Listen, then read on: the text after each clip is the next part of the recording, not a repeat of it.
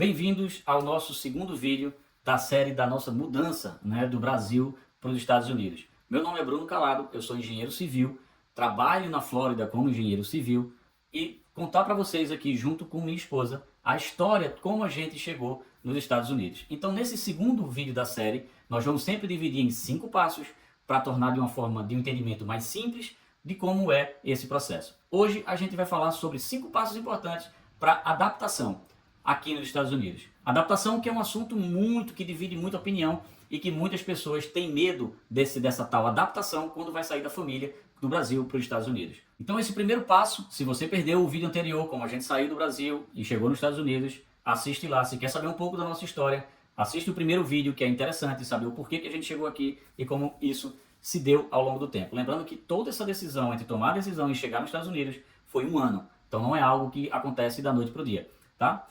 Nesse processo de adaptação, no primeiro passo, eu vou falar sobre a universidade. Porque a gente veio para cá, vim para fazer um curso de mestrado na área de business, e como é que seria essa questão da universidade?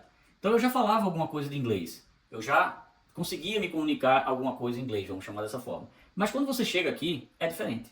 Não é tão fácil assim como a gente acha que eu já falo inglês. Do mesmo jeito que a gente tem gírias, que a gente comprime palavras no português, o americano também faz. Então, essa transição para essa forma de linguagem diferente, ela atrapalha um pouco no começo a gente entender algumas formas de conversar e de dialogar com as pessoas. E aí tem a adaptação normal, da língua, que eu vou falar um pouco mais na frente. Mas eu quero focar na universidade. A universidade, todas elas têm programas e elas têm áreas na universidade que auxiliam o imigrante. Tá aí uma dica importante. Então, eu vou chegar na universidade e vou chegar lá e não sei de nada, e vou chegar lá e vou ficar perdido. Não, a universidade ela abraça você. Então tem grupos de conversação, tem grupos de inglês, tem grupos de imigrantes de diversos locais do mundo. É uma mistura de cultura fenomenal, que você vai conhecer um pouco de cultura de muita gente. Eles fazem eventos, eles fazem festas pequenas de imigrantes. Então é mais para você conhecer pessoas, e começar a se integrar na sociedade aqui nos Estados Unidos. Então esse suporte da universidade é muito importante, ajuda muito a gente que vem de fora. Então eles não veem a gente como pessoas para atrapalhar ou para nada disso. Eles simplesmente abraçam todo mundo. É um acolhimento muito bacana, desde o seu advisor lá da universidade que você entrou, até os seus colegas de turma. Existe uma união comum entre todos, assim, independente se ele é americano, se o seu colega é americano ou não. O próprio americano aqui, que está na universidade, muitas vezes ele abraça o imigrante de uma forma muito positiva e muito gratificante. Tá? Então essa é uma dica importante para a gente saber lidar com essa questão do imigrante. E muitos dos meus professores da universidade são imigrantes, foram imigrantes. Então eles ajudam, dão conselho, você agenda um horário, vai lá na sala do professor, conversa, e ele vai lhe dar grandes dicas e grandes informações para que você possa ter uma caminhada de sucesso aqui nos Estados Unidos. E aí tem um ponto importante, que é o trabalhar na universidade. Trabalhar na universidade é uma forma legal de você, como estudante, aqui trabalhar, e você tem diversos empregos na universidade. Claro que você não vai ganhar esse rios de dinheiro, não vai ganhar um salário que você vai conseguir sustentar um monte de coisa, mas eu trabalhei na universidade, comecei como assistente de pós-graduação, ajudando professores da pós-graduação do meu programa, e depois eu trabalhei como gerente de um escritório dentro da universidade. O pouco dinheiro que eu ganhava me ajudou a pagar o curso. Então, o que tinha uma projeção de 100% do gasto do curso, acredito que a gente só pagou em torno de uns 10 ou 15%, porque o resto foi trabalhando na universidade. E um grande ponto importante é que você, trabalhando na universidade, você recebe o Social Security Number, que é o SSN que eles chamam aqui. O que é esse Social Security Number? É o seu CPF aqui nos Estados Unidos. Então, com esse Social Security Number, você começa a dar um passo já fincando aqui nos Estados Unidos. Dica importante: relação de suporte da universidade por imigrante e trabalhar na universidade para ter o Social Security Number. Segundo passo dessa etapa de adaptação. Uma vez que você já estava aqui nos Estados Unidos, na universidade, já tinha o Social Security Number, você já está aqui na universidade, você, independente de ter o Social Security Number ou não, segundo passo importante, abrir uma conta no banco americano. Então, alguns bancos, os bancos eles têm uns critérios diferentes, eles têm uma regra diferente, mas no nosso caso a gente buscou um banco que exigisse o mínimo de documentação possível para que a gente pudesse abrir nossa conta aqui nos Estados Unidos. E foi assim que a gente fez.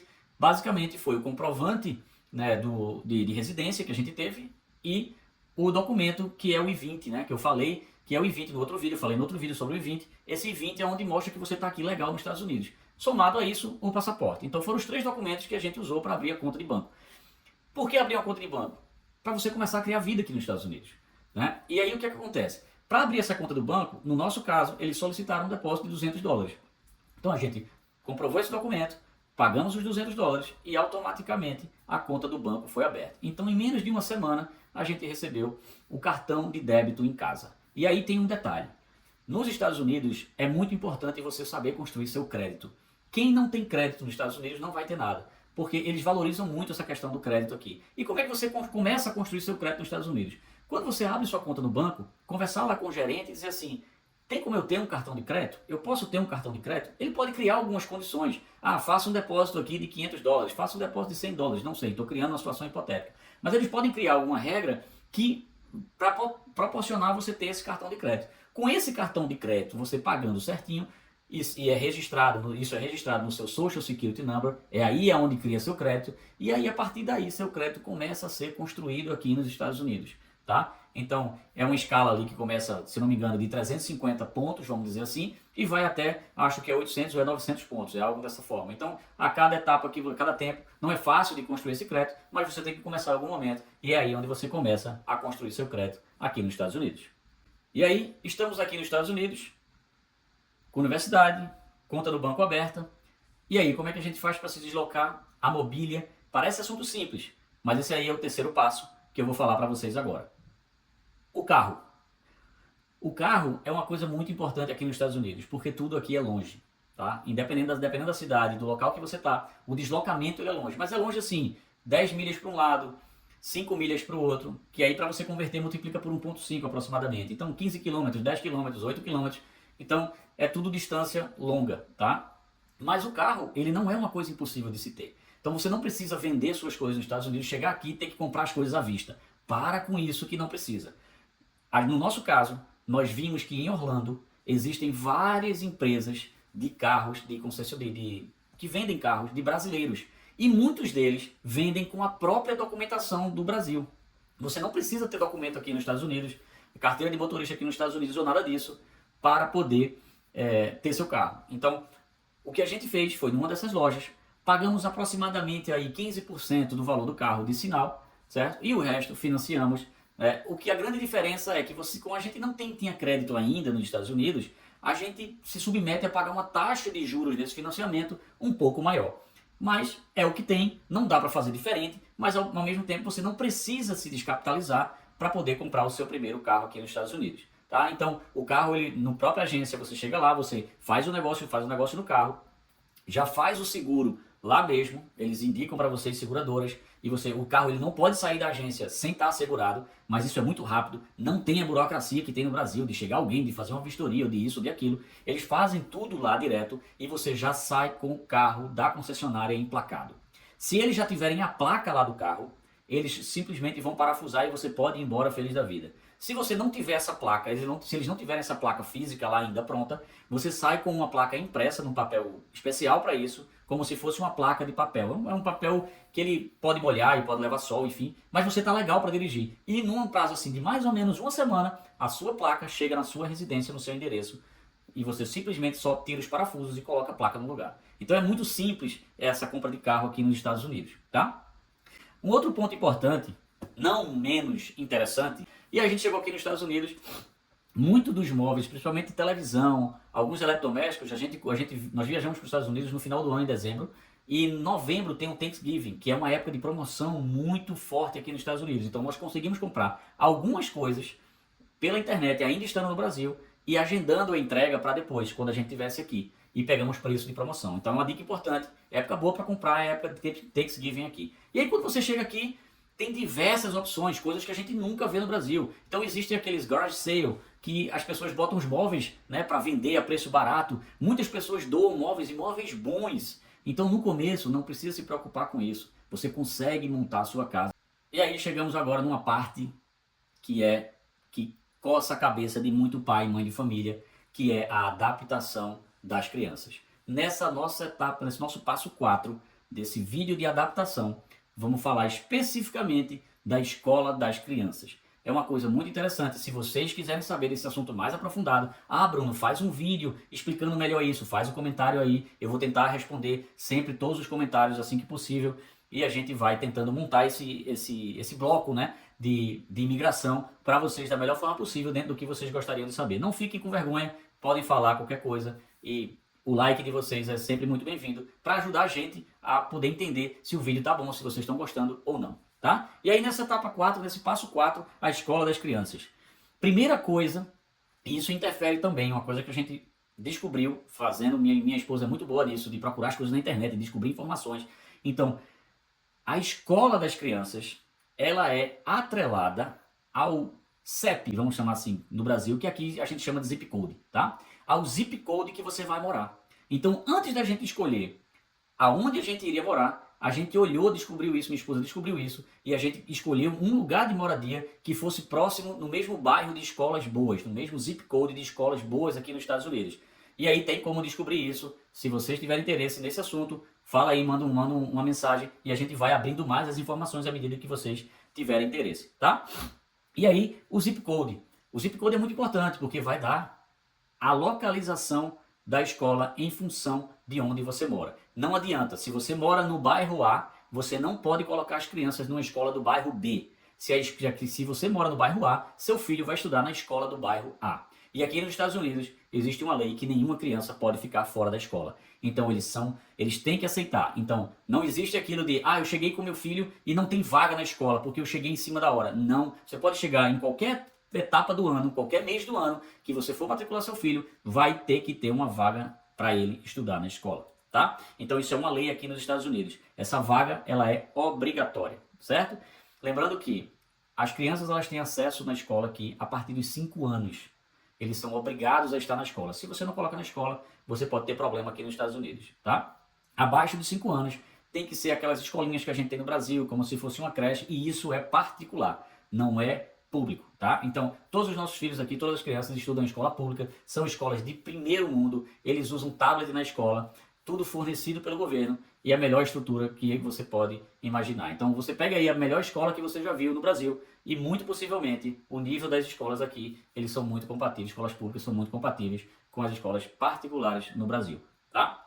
E aí, você chega aqui, documentação. Tá, cheguei no Brasil, cheguei do Brasil com meus filhos, meu filho, minha filha. Como é que eu vou, que documento eu vou levar para a escola? Não tem muita burocracia. Eles não vão vasculhar a sua vida para saber demais de você. Eles respeitam muito aqui a questão da privacidade pessoal. Então, basicamente, o que você precisa de documento é o comprovante de residência, que pode ser a primeira folha do contrato de aluguel. Eles não querem saber quanto você está pagando de aluguel. É só o seu nome está lá com o endereço, um documento oficial e está tudo resolvido, tá? Comprovante de residência, a transferência de escola do seu filho. Então, todo esse documento, lembrando, tá? Para vir de mudança de língua, tem que vir com um documento de tradução juramentada. Então, a transferência, que é a transferência comum, né? Onde ele bota as notas do filho, enfim, é o documento comum que a escola faz, para poder saber aqui aonde é que ele que encaixa, né, a criança em que série vai encaixar, tá? Certidão de nascimento, também tradução juramentada. Então, comprovante de residência, transferência, certidão de nascimento e vacinas. Para entrar na escola, a criança tem que preencher um requisito mínimo de vacinas, obrigatório, tá? Vacinas e exame físico.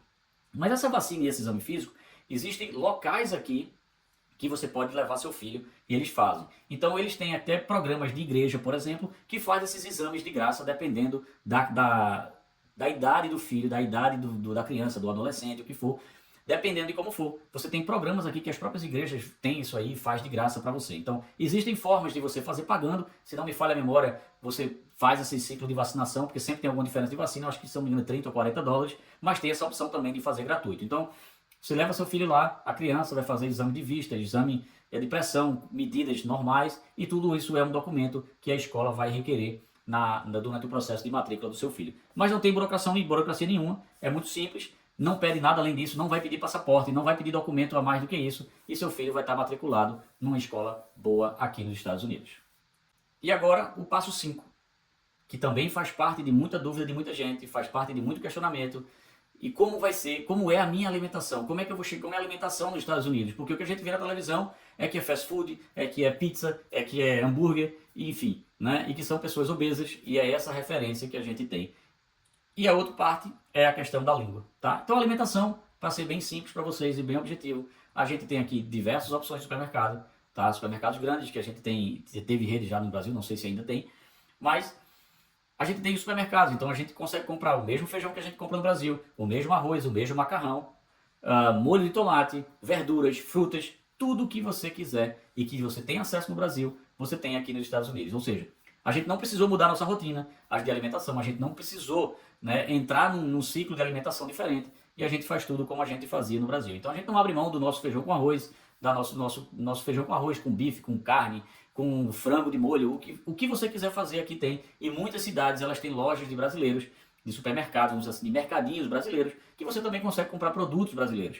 Claro que é um pouquinho mais caro, mas vale a pena dependendo do que você queira. Então não existe aquela regra de vou mudar minha alimentação vai ser horrível no Brasil. Não. Aqui você só se alimenta ruim se você quiser. Em relação à questão da língua, inicialmente é um desafio, porque por mais que você fale inglês, você, como eu falei no início, né, desse vídeo, falando da universidade, sempre tem eles juntam as palavras, como a gente faz, né, ao invés de falar para, fala pra, enfim. Eles também têm esses dribles, vamos chamar assim, na língua. E isso pra gente que está acostumado e estuda um pouco de inglês no Brasil, aqueles cursinhos, aquela coisa bem, como é que eu digo assim, bem metódica, né? O verbo to be, aquelas coisas, e assim chega aqui um pouco diferente. Então tem essa questão da adaptação. E aí nesse caso aqui específico eu queria falar sobre as crianças. Por quê? Porque a criança, ela chega aqui, as crianças vieram aqui, nenhum deles falava inglês. Mas a gente vai deixar de ir porque eles não falam inglês? Um cérebro fresquinho, novinho? Não. Mas a gente conversou com eles que tinham essa dificuldade antes de vir para cá, e quando chegou aqui, eles tiveram essa barreira para vencer, né? Então no começo ia para a escola, voltava para casa e não entendia nada do que tinha sido conversado. Passa-se uma semana, não entende nada do que tinha conversado. Então, cada um deles teve a fase, independente da idade, tanto os pequenininhos quanto o mais velho, que está na adolescência já, tiveram aquele dia, né, aquele período ali, 1 mês, 2 meses depois, de estar cansado, da mente estar cansada, de gerar aquele estresse. Falava assim, tenha paciência que a gente vai dar tudo certo. Enfim, e a gente sempre incentivou eles a ler.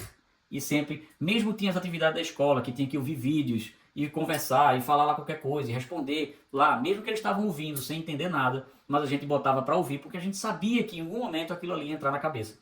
E teve essa barreira inicial. Mas eu garanto para vocês que não é nada impossível, e é muito mais fácil do que a gente pensa.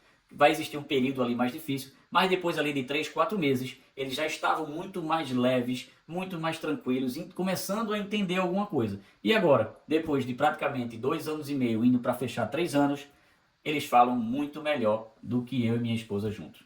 Então muitas vezes agora a gente pergunta para eles o que é que significa isso, o que é que quer dizer aquilo, enfim, e eles têm respostas muito melhores do que a gente. Então assim, não deixem de buscar um sonho, não deixem de buscar, né, de tentar algo novo, porque tem medo que as crianças não vão aprender inglês. Agora, uma coisa eu digo para vocês. Tem muitas pessoas que falam assim, em 6 meses está falando inglês. Não tá, certo? Isso é verdade, não tá. Quem disser isso, vai falar o quê? Vai saber comprar alguma coisa, vai saber falar o simples, mas falando inglês fluente não consegue. O prazo é aproximadamente 1 ano, aí você vai perceber que existe uma fluidez muito melhor na língua. Mas não é nada impossível, não é nada que justifique desistir de um sonho por causa disso. Isso aí eles aprendem muito rápido e é muito mais fácil do que a gente que já está com a mente mais desgastada e mais cansada, tá? Então, é isso. Hoje foi esse processo de adaptação. Se vocês quiserem saber um pouco mais detalhado de cada passo desse, comenta, manda uma pergunta, pede alguma informação mais aprofundada, que dependendo do que for, a gente pode criar um vídeo especial e destrinchar um pouco melhor, porque dentro de cada 5 passos desse, tem muita água que pode rolar aí dentro, tá? Agradeço a vocês, falem conosco, mandem um like, mandem perguntas e até o próximo vídeo.